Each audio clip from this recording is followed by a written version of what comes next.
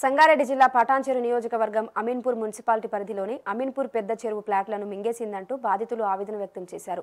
దాదాపు 50 సర్వే నెంబర్లలో 5,000 మంది బాధితులు ఫ్లాట్లను కొనుగోలు చేశామని, నేడు నీటితో నిండి తమ ఫ్లాట్లు కనిపించకుండా పోయాయని బాధితులు విలేకరుల సమావేశం నిర్వహించారు.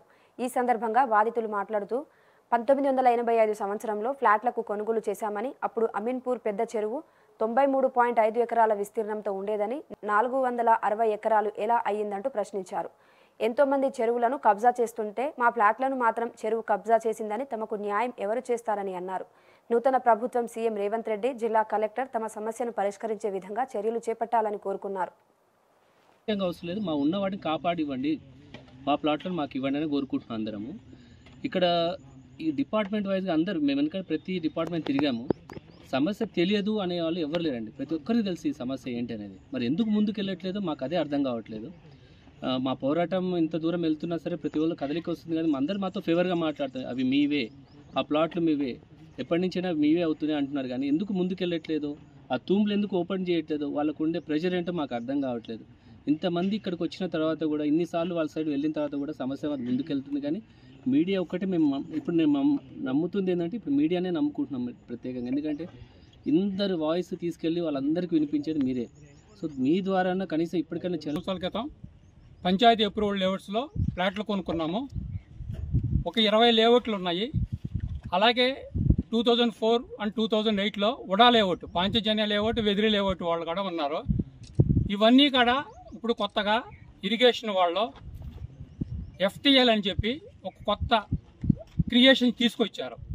అది ఏ విధంగా అంటే, మా పెద్ద చెరువు అమీన్పూర్ పెద్ద చెరువు వచ్చి లోయలో ఉంటుంది. కొండల్లో ఒక కుంట ఉంటుంది. కొత్త చెరువు అనే ఒక చిన్న కుంట ఉంటుంది. ఆ చిన్న కుంట కొండల్లో ఉంటుంది. కొండల్లో ఉన్న దానికి ఈ లోయల్లో ఉన్న దానికి అనుసంధానం చేస్తూ రెండింటిని కలుపుతూ ఈ కొత్త FTL తయారు చేశారు. ఆ రెండు చెరువులు కలిపి FTL అనేది ఎక్కడైనా ఉంటుందా? అక్కడ శాశ్వతంగా మూసేశారు. మరి ఈ శాశ్వతంగా మూయటము, అలుగులు మూయటం అనేది చాలా నేరపూరితము, చాలా కుట్రపూరితం. ఇది దీనిపైన ఎందుకు చర్యలు తీసుకోలేదు ఈ రోజు వరకు ఇరిగేషన్ డిపార్ట్మెంట్ వాళ్ళు? పట్టించుకోలేదు. ఇన్ని డిపార్ట్మెంట్లు ఉండి చీమ చిటుక్కుమన్నా పరిగెట్టి వచ్చిందనేసి ఏం జరుగుతుంది అని చేసేటువంటి ఇరిగేషన్ వారు ఇంత పెద్ద చెరువుకి అలుగు తీసేస్తే పట్టించుకోవడం లేదు. ఈ నీళ్ళు ఎలా పోతాయని మీరు అనొచ్చు. అవి మొత్తం నిండి బ్యాక్ వాటర్ వచ్చి మా ప్లాట్లన్నీ ముంచేస్తూ వెనక్కి తిరిగి అవతల కొత్త చెరువు అనేటువంటి చిన్న చెరువులకు పోయి అటు నుండి అలుగులు నుండి పోతున్నాయి. ఈ ఆ చెరువు వేరు, ఈ చెరువు వేరు. రెండు చెరువులు కలిపి ఒక FTL కుట్రపూరితంగాను దీన్ని చేసి ఏ విధంగా మమ్మల్ని నష్టపెడుతున్నారు. ప్రధానమైనటువంటి సమస్య. ఇకపోతే మా ప్లాట్లు FTLలో ఉన్నాయని అంటున్నారు. FTL కాదండి. ఇరిగేషన్ గారు చాలా చక్కగా చూడవచ్చు. ఉడాలో పోయిందనేసి HMDలో పోయిందని మనం అడిగితే చాలా స్పష్టంగా చెప్తున్నారు. 10 అడుగుల నీళ్లు ఏ విధంగా ఉంటాయి? కారణం మరి డిపార్ట్మెంట్ వారికే ఒకరికి అది ఒక సంబంధం లేకుండా మాట్లాడుతుంటే సామాన్య ప్రజలు